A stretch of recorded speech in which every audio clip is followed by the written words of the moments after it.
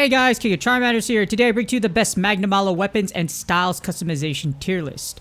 As this video features a tier list of the Magnamalo weapons, and this video has two separate tier lists. There's two of them in one.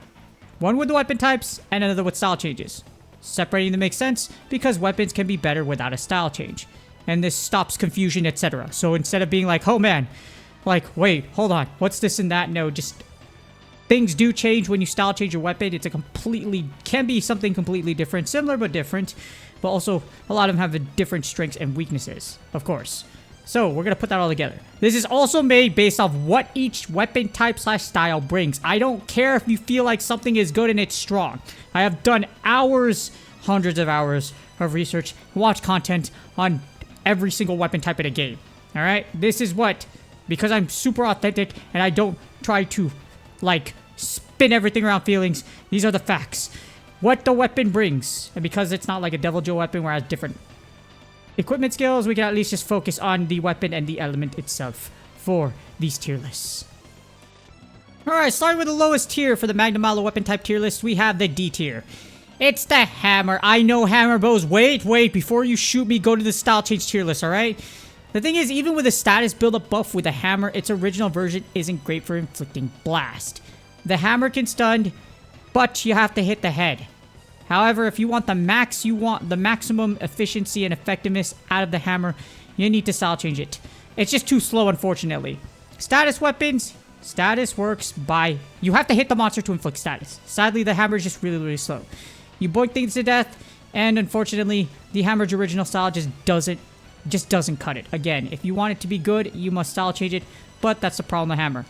Even with its buff from before, it was buffed a few seasons ago, I think, with style. As far as status goes, it's still lacking in this department as far as inflicting status. So hammer bros, don't be disappointed. If you style change it, it can be factually really good, but the hammer itself for blast, unfortunately, isn't great. And next we move on to the C tier. In the C tier, we have Hunting Horn. Its melody set is just bad. It's only useful for one overall thing, which is element value up L. Therefore, you'll be spamming only one buff for most hunts. Hunting Horn offense is decent, so it's not terrible. That's just the unfortunate thing. Yeah, you could stun if you melody note the head and whatnot, but unfortunately, it's just not worth it. It has knockback negated. I believe it also has... I forgot the first thing negated, but it's bad, okay? That's just what it is. Unfortunately for the Hunting Horn, unless it gets a style change in the future, it's just not going to measure up to anything great as far as the Magnamalo one goes. However, in this tier, you also have the Greatsword. And the great thing about the Greatsword is you can shoulder tackle to inflict blast, but it lacks a high raw stat for its attacks to really matter. Its best style change to make the most out of its capabilities. That's just the unfortunate thing about the Greatsword is just that, yeah, you could shoulder tackle to inflict status, but it's mostly made for one-hit wonders and one-hit numbers. So, like, it's kind of a very weird place if you're trying to use the Greatsword effectively as far as Magnamalo goes, because its raw base stat just isn't exactly the highest. So you'll be shoulder tackling to inflict blast, and then perfect dodging or just charge attacking in order to inflict high damage with the Greatsword. Up next, we have the B tier, and there's a lot of weapons in the B tier. The thing about it is, that's just how it is. Some are better than the rest, but the good thing is a lot are just in the middle. So for the B tier, we start off with Sword and Shield.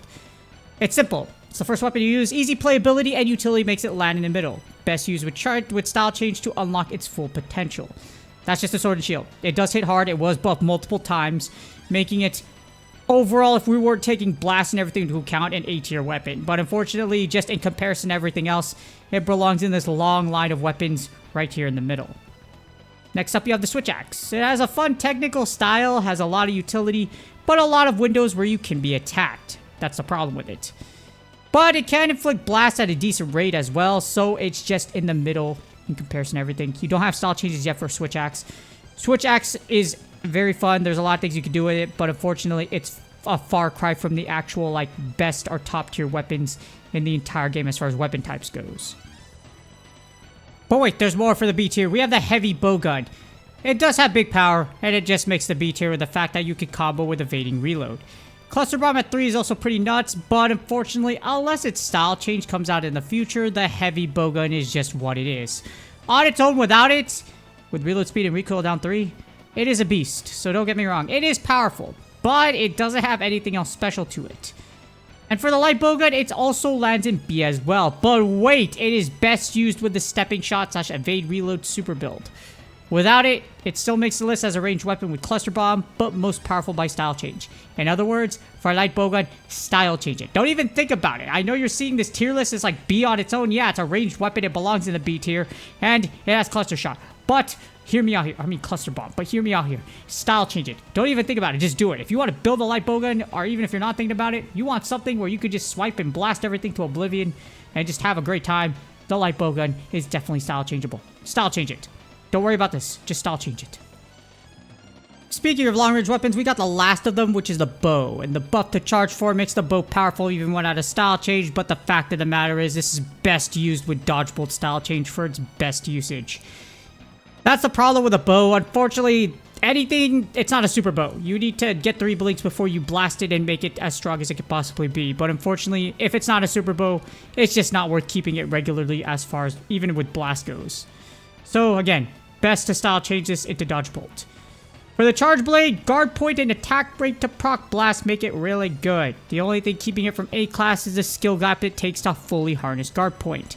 You need to be very good at proccing guard point in order for it to actually be good as far as charge blade goes. Is it fun? Does it check all the boxes? Yes, it's just really technical, and for the amount of effort you have to put into it, it does need a good amount of player skill with the charge blade in order for it to be really good. And that's the unfortunate thing that makes it sink to the B tier as far as this tier list goes. And this moves us to the A tier. The lone weapon in the A tier is the lance. So the buff to leaping thrust makes lance one of the most mobile and best weapons to inflict blast. No, seriously, it's absolutely insane how much they buffed it. And it would be S class if it weren't for the rest of the melee weapons being so overpowered. That's the thing. Although the lance it actually used to be in D. It used to be the worst melee weapon in the game. Factually, it did. But because of a bunch of changes and a whole lot of complaining, because complaining does work as much as you dislike feelings, it does, in fact, was really bad, but now it's really, really good. So again, leaping thrust makes this incredibly powerful. You spam it over and over again. It's also incredibly mobile, allowing you to dodge monster attacks, which is why the lance itself, as far as the weapon type, belongs in the A tier. And last but not least, for the Magnamalo weapon type tier list, we have the S tier. Of course, you got dual blades. Dual blades demon mode buff made it insanely strong. It has the fast ability to proc blast and deal proc damage, while dodging makes the dual blades insane. You could do status build up while you're dodging just because of Demon Blade Dance, and yeah, it's pretty cool. And Demon Flurry Rush, if you want to get technical.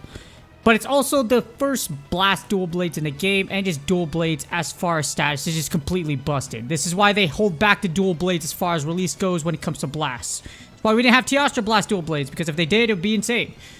But with the Magnamalo dual blades, it's actually really freaking good. And as a dual blades main in the main series, not being biased.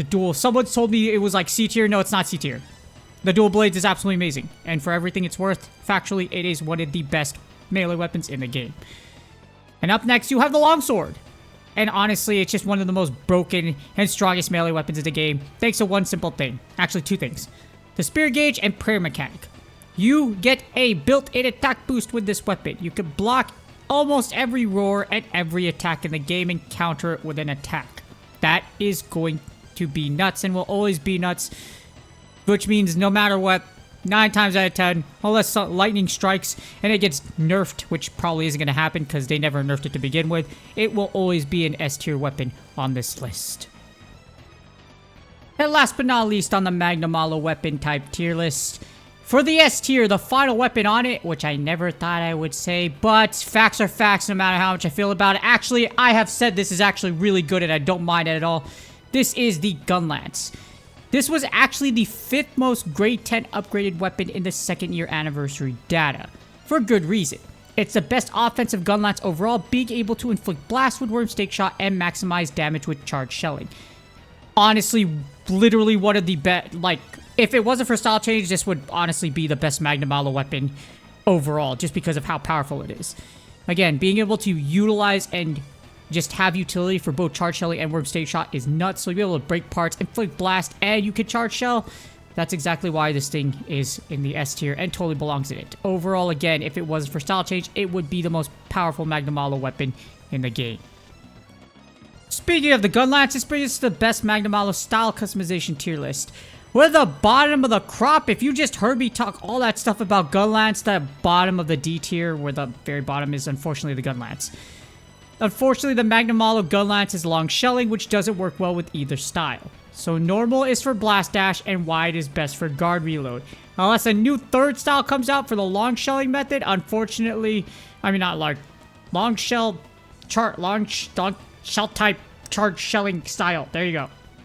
Unless that comes out, do not style change the Magnamalo gun lance. It's good as it is, as the way it is. If you want to parameter upgrade it, why not? But outside of that, don't style change it. It's not worth it. That's why it belongs in the D tier, unfortunately. Moving on, we have the C tier, which is the Greatsword. While both styles don't actually work well with status weapons, that's the problem. The reason why the Greatsword's even in C to begin with and above the gun lance is because it's actually viable and it does hit hard. So because it does hit hard, that's the reason why Greatsword isn't D tier. It's not absolutely last. It's still good, just don't get me wrong. If you're looking for if you're just looking to inflict blast, charge, being able to shoulder tackle is actually really valuable because it stops damage and you are able to still go into your charge attacks to deal damage. So that's the unfortunate thing about the Greatsword. On to the next tier, we have the B tier, which is ironic because what starts with B? Bow. And it's the thing about it is Dodge Bolt actually works well with the Magnamalo bow. However, your blast buildup is halved, which is why it kind of sucks, but it's still really good, don't get me wrong. So Dodge Bolt is best for bow. Power Volley, not so much. So the thing is, Power Volley doesn't work well with charge forward bows. However, Dodge Bolt makes up for this. So the reason why it's in B is because one style works, the other one doesn't, because the other one works well for super bows. And honestly, Power Volley, for me, in my opinion, just because of how slow the focus is, it just sucks. So because one is actually great and it's a ranged weapon, that's why bow belongs in the B tier. And second to last, well, second to best, we have the A tier. Starting off with the hammer. While both of the hammer styles are powerful, you definitely want Water Strike, because it works best as being able to just stun and inflict a crazy amount of blast with its charge attack rotations is ridiculous. And Water Strike is, with hammer, is factually the best blunt slash stun anything in the game. No, seriously, it's absolutely insane. If you've seen it with the Paralysis Hammer, the Great Gyros Hammer, guess what? With the hammer, with Magnamalo, replace the Paralysis with Blast, but you're going to be able to do a crazy amount of blast and do a lot of damage with those rotation strikes. And along with the A tier, we have the Sword and Shield. Both styles work well with inflicting blast and attacks fast enough for it to matter. Also, both styles are simple to use. Sword and Shield styles are basically an upgrade from the original style itself, which is really great. So you can either choose Drill Slash, which allows you to just turn everything into Sever, or you can choose the upgraded Shield Bashing. I forgot what the second style is, but basically you get to use your special skill as a regular attack, and it's really, really good. But both are good for the Sword and Shield, and again, it's essentially an upgrade from the original style. And the final tier that we speak of, the S tier, the best of the best, definitely worth going for, we have the Dual Blades. But wait, it's not out yet. Well, right now. But in a few weeks, you're about to see the Dual Blades go off as it's set to release in November. And both styles will likely make the Magnamalo Dual Blades just insanely good. Dual Blades have the highest melee attack rate in the game. It got buffed. It didn't need to, but it got buffed anyways. You can move and still hit with it. It does an insane amount of damage with Demon Mode, and literally it is handpicked. There is a reason why they held back releasing Blast Dual Blades. It was because of Dual Blades in general, or Poison ones in general. We didn't have Poison Dual Blades until Chameleos came out, and for good reason why. They knew Dual Blades was good, and it's going to get even better. As a Dual Blades main, it makes me very, very happy. But that's not the only lone melee weapon in this tier, as we also have the Longsword. It's the Longsword. Long story short, it's basically both styles can inflict a great amount of damage, and its multitude of hits allows you to inflict blast. Both are really good with it. The Longsword is just an S tier weapon, not just because it's Spirit Gauge, but also because both of its styles, the Sacred Sheath, and I forgot the second one, they're just really dang good, okay? They're incredibly powerful, and definitely both worth Magnamalo Longsword. But everything changed when the Magnamalo Light Bowgun Stepping Shot Evade Reload style came into existence. The most powerful of S tier. Of all the style customizations, it is not a meme, it is reality. One style and 2 pieces of armor at grade 6 alone makes this the best Magnamalo weapon out of the entire entire listing this list has to provide in the entire game. Stepping Shot Cluster Bomb is literally carpet bombing entire monster families as I make into this video.